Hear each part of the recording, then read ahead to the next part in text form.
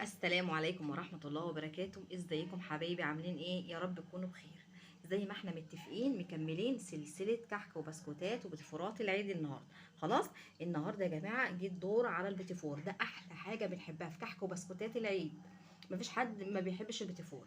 يلا بينا، احنا النهارده هنتعرف على التفاصيل بتاعة البتيفور ونعملها بأقل التكاليف الممكنة، بدل ما تروحي تشتري الكيلو ب 120 جنيه. بصوا، وهيطلع معانا احلى بيتيفور للعيد. ده شكله اهو. ماشي، التزويق على حسب ما انت عايزه. يلا بينا نروح نحضر لبيتيفور العيد. يلا، كل سنه وانتم طيبين. يلا بينا يا جماعه نخش على المقادير بتاعه البيتيفور معانا على طول. خلاص، انا معايا هنا كيلو دقيق بتاع الحلويات والبسكوتات، زي ما عملت منه البسكوت بالظبط. طيب معايا هنا 260 جرام سكر، يعني بيعادل كوبايتين سكر بودره. طيب معايا هنا 800 جرام من الزبده او السمنه، ومعايا 4 بيضات كاملين. مش عايزه تعملي باربع بيضات كاملين، هتعملي ب8 صفار بيض. بس انا عايزه البيتيفور دوت يبقى فيه قرمشه كده، سنه قرمشه بسيطه، عايزاه بيدوب في بقك، هتعمليه ب8 صفار بيض بدل الاربعه اللي هما الكاملين دولت. ومعايا ايه كمان؟ معايا الفانيليا، ومعايا بس ذره الملح. خلاص، يلا بينا نحط المقادير بتاعتنا على بعضها ونشوف هنعمل ايه. يلا بينا يا جماعه نعمل خطوات واحده واحده. دلوقتي انا جبت 800 جرام السمنه او الزبده اللي معايا، وحطيتهم في الحله اللي تعبت واشتكت معانا دي. طيب المفروض قلنا السمنه او الزبده هتكون بدرجه حراره المكان اللي احنا فيه. لا عايزينها جامد، دي كانت في التلاجة بس انا طلعتها بقالها نص ساعه. خلاص، ولا عايزاها سايحه. طيب هبدا ان انا افكها بالمضرب، وبعد كده هنضيف عليها السكر. بسم الله. يلا بينا هنحط دلوقتي السكر. بصوا على فكره هي نفس خطوات البسكوت بالظبط، بس المقادير هي اللي بتبقى مختلفه. يلا دلوقتي انا قلت 260 جرام سكر او كوبايتين سكر بودره. بسم الله. يلا بينا هنبدا نضرب تاني. يلا بينا. بصوا انتي بتضربي، بصي اللون بيض معايا شويه اهو. انتي بتضربي وبعدين تلمي كده الجوانب. طيب دلوقتي همسك البيض ده، هحط واحده واحده. بسم الله. هحط عليها كيس الفانيليا، وبعدين هرجع اضرب.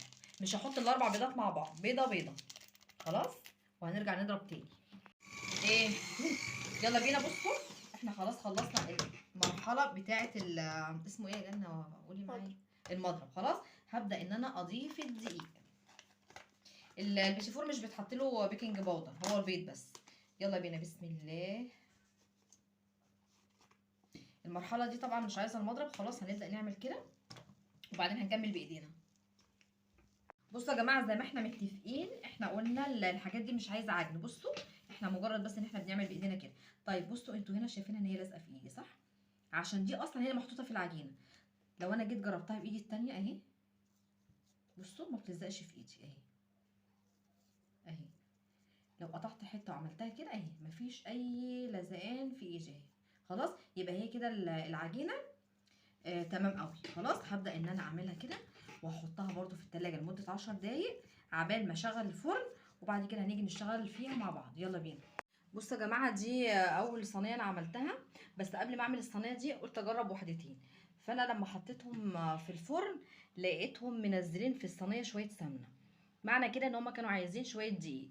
فانا اخدوا مني تاني فوق الكيلو 3 معالق دقيق بالظبط. خلاص. طيب بصوا انا دلوقتي بعمل بده. ده الشكل اللي انا بعمل بيه. بمسك حته العجينه كده، ولازم تعمليها بين ايدك كده عشان تاخد الحراره بتاعت ايدك، وبعدين بحطها كده وهتتكي كده، بس دي ما تبقاش ملامسه للصينيه. بصوا اهي اهي اهي. هتعملي بقى الشكل اللي انت عايزاه. ثواني كده يا جنة. اهي. خلاص، اي شكل انت عايزاه تعمليه بس كده، وبعدين بدخلها الفرن.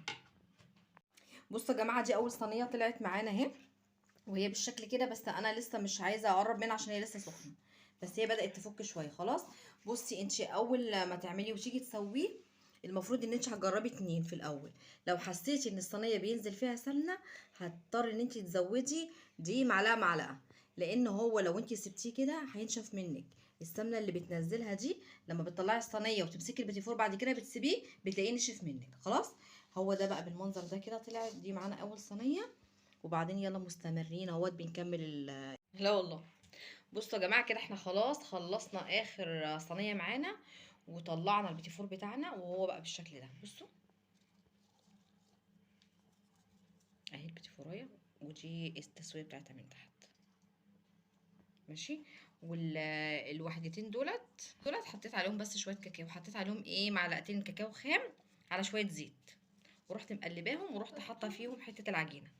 خلاص، وهو ده البيتي فور بتاعنا النهارده، وهو ده كان الفيديو بتاعنا النهارده. ولو عجبكم الفيديو ما تنسوش اللايك والشير. كل سنه وانتم طيبين. يلا بينا يا جماعه، بعد ما خلصنا البيتي فور بتاعنا فهنبدا نعمل التزويق بتاعه بقى. بصوا انا معايا هنا 2 شوكولاته اللي هي شوكولاته الطبخ، واحده اللي هي البيضه وواحده اللي هي الدارك اللي هي السودا دي. دلوقتي هنروح نرفعهم على النار، هنعمل لهم حمام بخار. خلاص نسيحهم، وهتحطي في كل واحده معلقتين زيت، وانتي بتسيحي يعني الشوكولاته دي هتحطي في كل واحده فيهم معلقتين زيت. يلا بينا.